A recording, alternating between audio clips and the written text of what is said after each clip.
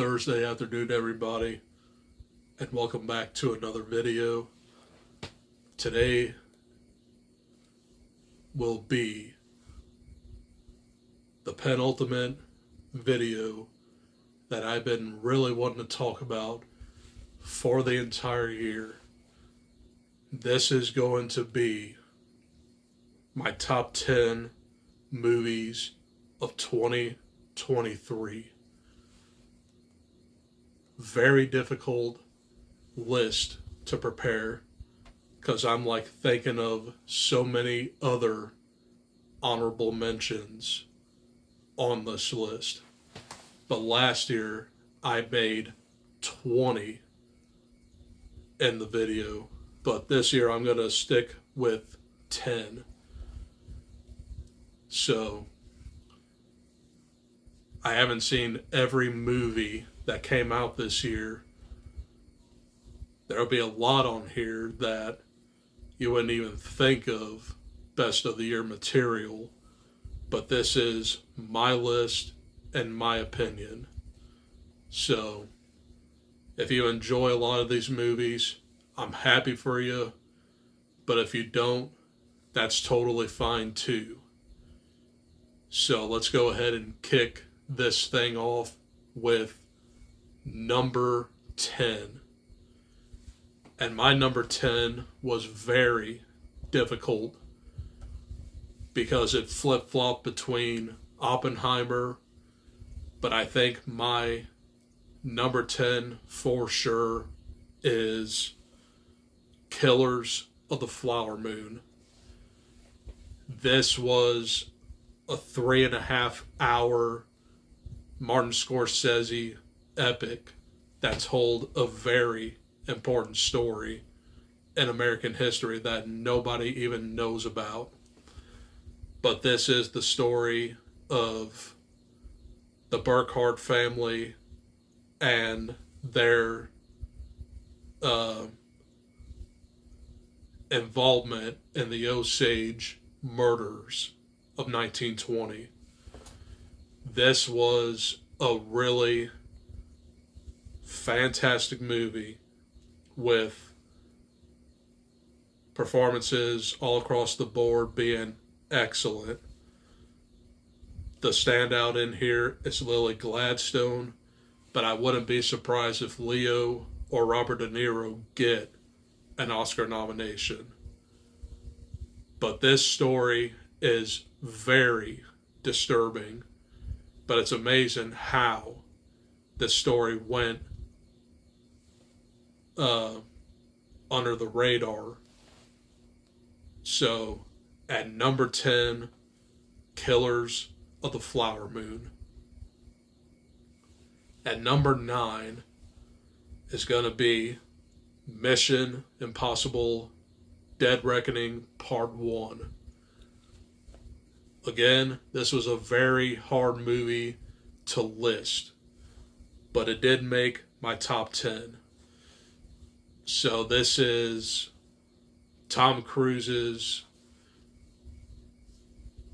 return to form with his other great film franchise. But to me, this is not as good as Mission Impossible Fallout or Top Gun Maverick. Top Gun Maverick was my favorite movie of last year. So it kind of breaks my heart that this movie is this low on the list. But there were 3 movies this year that had Part 1 problems. To me, this is the best way that this movie ended, because it gets you more excited for it. But I heard that whenever the next Mission Impossible comes out, they're going to drop Dead Reckoning and come up with a new subtitle. So they'll obviously finish this storyline, but it's just going to be known as a different title. Action scenes, awesome. Stunts, awesome. And this was a very compelling story. Mission Impossible Dead Reckoning Part 1 at 9. So at number 8, and I know this isn't a lot of people's favorite movie, but it is in my top 3 favorite horror movies of the year. But this happens to be at number 8. I'm talking about Evil Dead Rise. And this is definitely a great entry in the iconic horror franchise. This takes the horror to a high-rise building, Evil Dead Rise, and it focuses on a new family who have to endure the possession of their mother. I freaking love this movie. It's one of the scariest entries in the franchise, but it's not my favorite Evil Dead movie. But this one is still really, really good, and I really need to rewatch it. So, again, I really did enjoy this movie. It was one of the best movies from April of this year, and it just got overlooked because of Super Mario Brothers making $1 billion. But you know me, I love horror, so there's already 2 more horror movies on this list. But this one is at number 8, Evil Dead Rise. And at number 7 is going to be one of the biggest surprise horror hits of the year that I had no idea what to expect from it. Number 7 is going to be Talk to Me. And this movie is very disturbing, and it tells a very compelling story as well. So, a group of teenagers in Australia unearth this embalmed hand, and once they touch it, they see dead people. And all they have to do is say, "Talk to me." And it kind of acts as like a gateway drug to these teenagers. But things go awry very fast. This is another one that I really want to rewatch. It's terrifying, but it's not overly gory. There are like a few gruesome scenes in here, but it's more like psychological horror. But that was Talk to Me at number 7.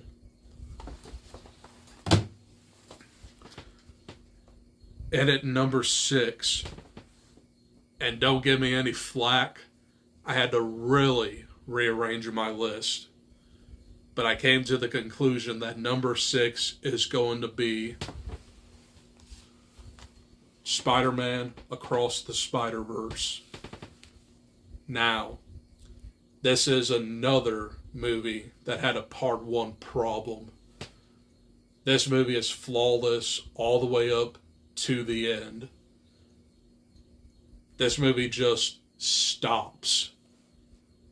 And there was a lot of drama with this movie because when this movie came out, we were expecting to see Beyond the Spider-Verse next year, like around like summer.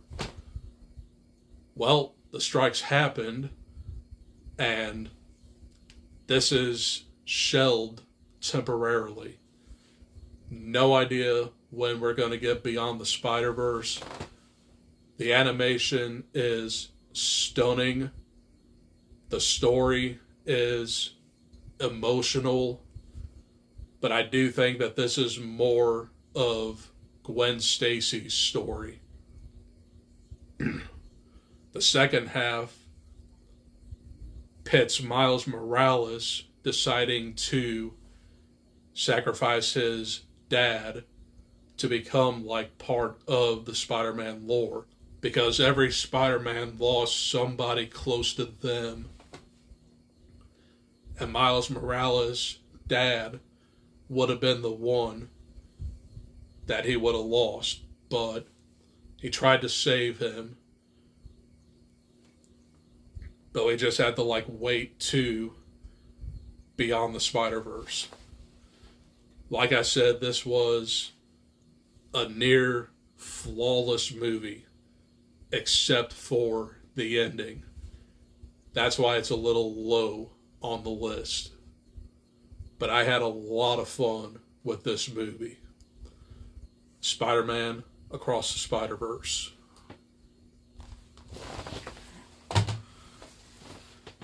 And at number 5 is going to be my most recent movie that I saw. And I just saw this yesterday and I'm still thinking about it. I don't have the review up yet, but that's going to be my next video that y'all are going to see before this one. Number 5 is going to be The Iron Claw. And easily my favorite sports drama of the year. And I've seen a lot of sports dramas this year, but this one stood out. It's emotional, it's tragic, and it deals with very heavy subject matter. So this is about the Von Erich brothers, who were wrestlers in the 70s and 80s. And there was this family curse attached to their name. Well, all but one brother survived in the family. And this movie is just heartbreaking. So you'll get my full thoughts in that review. But I enjoyed this movie. It is depressing, but it's also very important. So that was The Iron Claw. And at number 4 is probably one of the biggest surprises of the year. The Holdovers.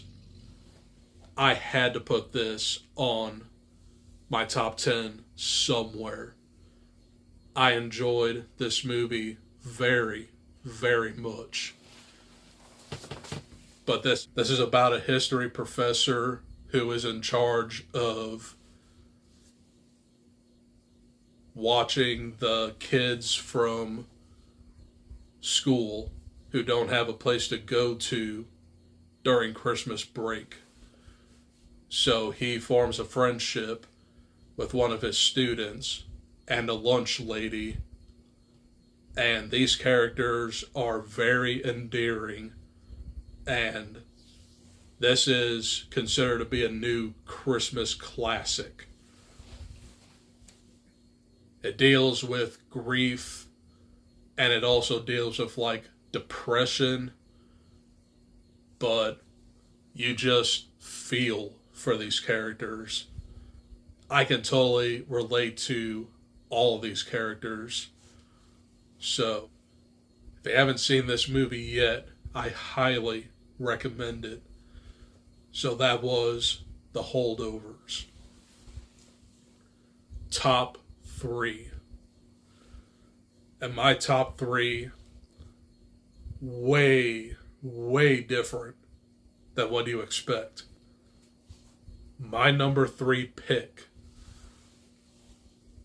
is going to be the biggest horror movie shock of the year.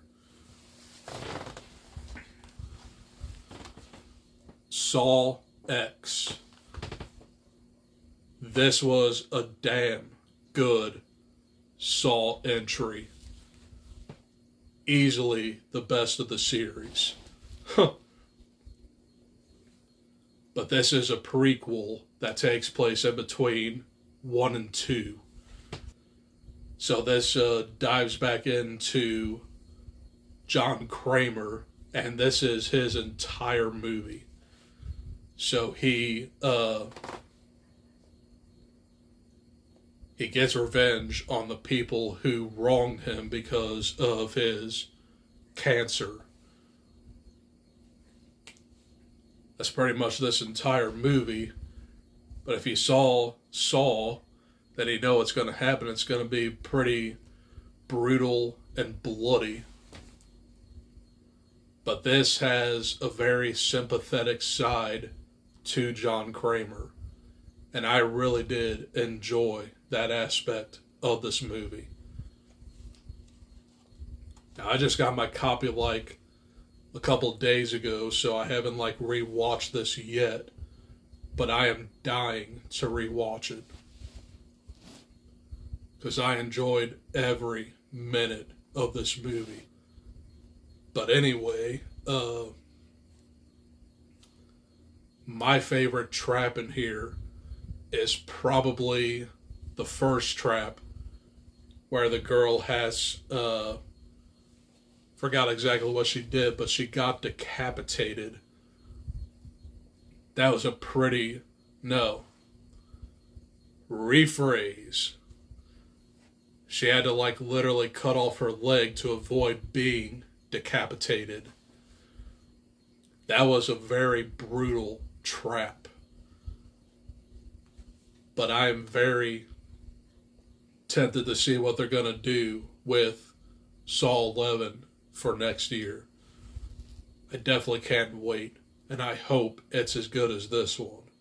So that was Saw X. Okay, now I'm back. Number 2, it's going to be a lot of people's favorite movie of the year. My number 2 pick is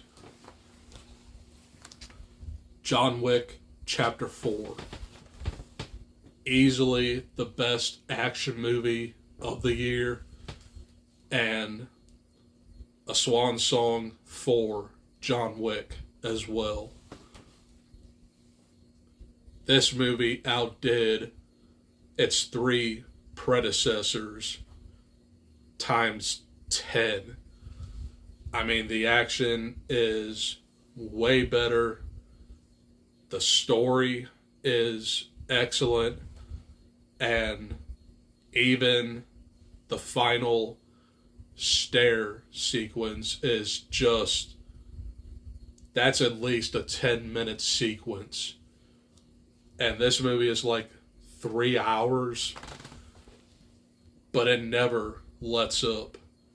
This is a perfect action movie. So that was John Wick Chapter 4, the runner-up. One more movie, and if you guys haven't figured it out by now,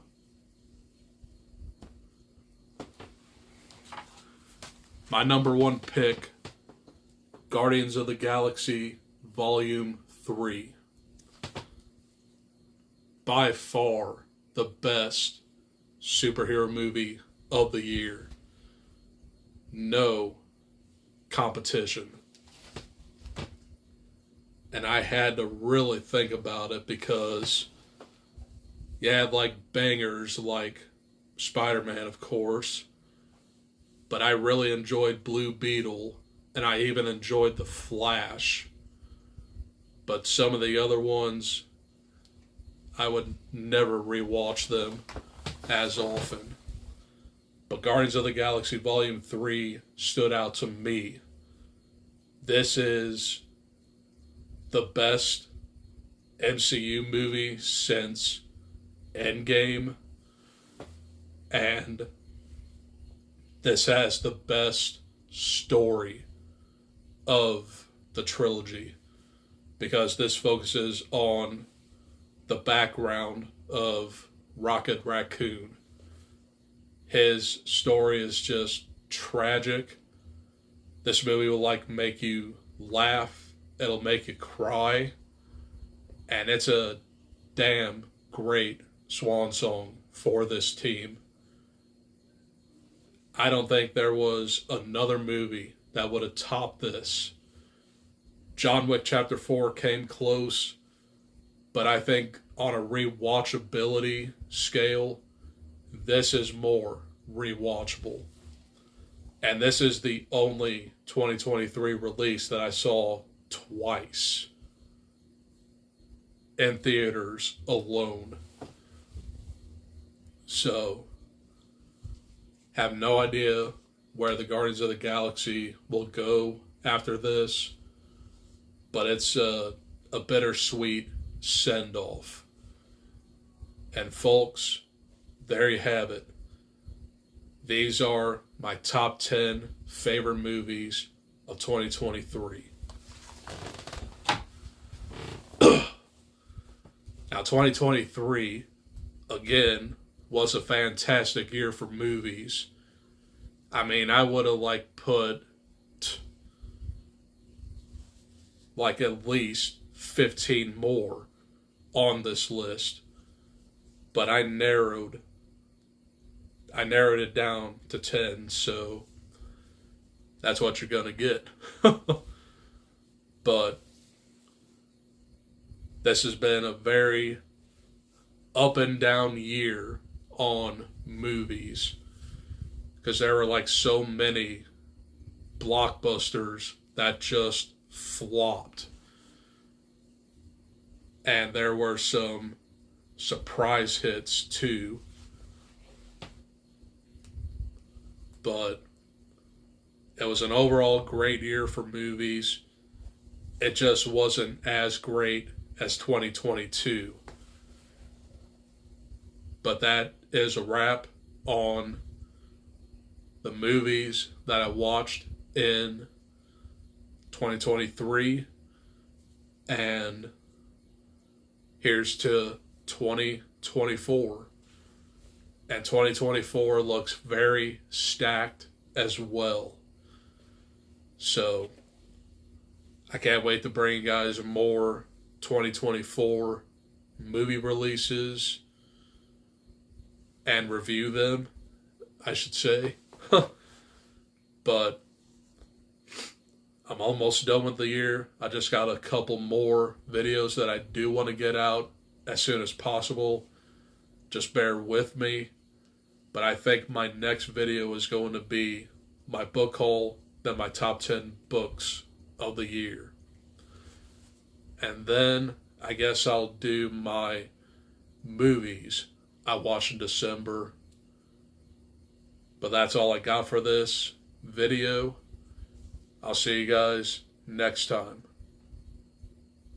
And thank you for an excellent year of watching me and bringing you my thoughts on these movies.